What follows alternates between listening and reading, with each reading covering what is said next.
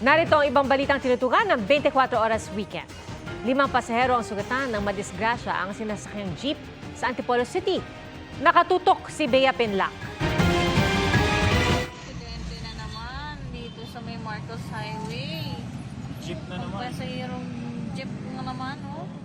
Sumadsad ang jeep sa gutter at sumalpok sa ilang concrete barrier sa U-turn slot ng Marcos Highway bahagi ng Antipolo City Sabado ng gabi.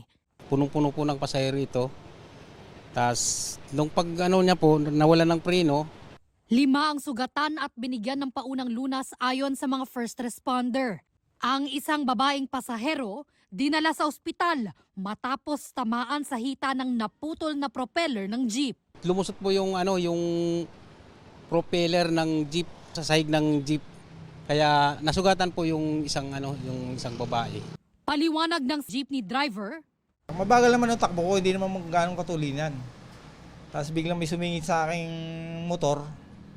Nag-apply ako ng brake.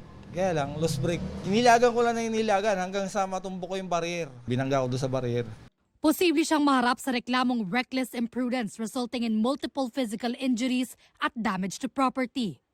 Para sa GMA Integrated News, Bea Pinlac, nakatutok 24 oras.